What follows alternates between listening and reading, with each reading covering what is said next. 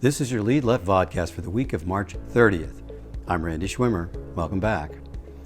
In conversations with dozens of institutional investors over the past several months, consistent themes recur. First, there's the sense of continually being bombarded by unexpected bad news rocking markets. Then, having few clues before each Fed meeting what the central bank will do with rates. Finally, there's the worry that too high rates will send the economy into recession. The net result of these pressures has been, no surprise, a wait-and-see approach. We like private credit, but we're cautious right now, one fund manager told us. We believe in the value proposition of the asset class and are pretty diversified in it, but not sure directionally if risk there has peaked. Investment-grade bonds aren't necessarily the solution either. Others who are not yet invested in private credit seem beset with FOMO, fear of missing out. Private credit looks attractive, certainly, another wealth manager said. We've scheduled second quarter to commit to a direct lending allocation. It's been late in coming for us, but public markets are too volatile. Our focus now is to understand portfolio sensitivity to higher interest rates. While benchmark data is hard to come by, Lincoln International collects an impressive array of statistics from borrowers in manager portfolios it values.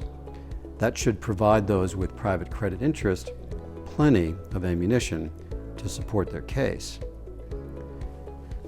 One interesting example is how average private equity purchase price multiples of EBITDA remain at near record levels, despite downward pressures on their public value counterparts. At fourth quarter 2022, that multiple actually rose to 11 times from 10.8 on the strength of new healthcare company investments.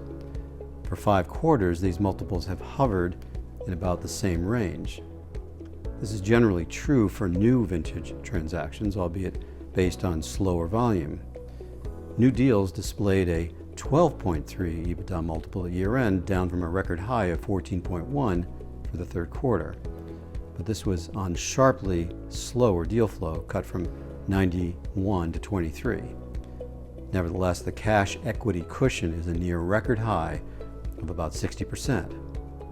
Of more concern is the tightness being displayed in interest coverage ratios. As our chart of the week highlights, that reported cushion shrunk from 1.86 times to 1.58. Assuming a pro forma 5% benchmark rate, that cushion is reduced to barely 1 times. And of course, SOFR is likely to climb higher. Finally, Lincoln's portfolio had a modest pop in defaults, as a recent news piece highlighted. It's important to note, however, that this increase from 3.7 to 4.2 in the fourth quarter represented trips of financial covenants, not payment defaults. These numbers are far below the 9% levels registered during COVID's peak. While this trend bears watching, it highlights another crucial difference between private credit and BSL.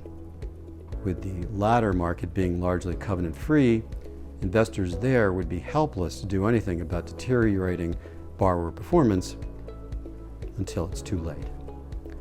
Reporting from the Wait and See suite at the Lead Left, I'm Randy Schwimmer, wishing you and your families a safe and healthy week.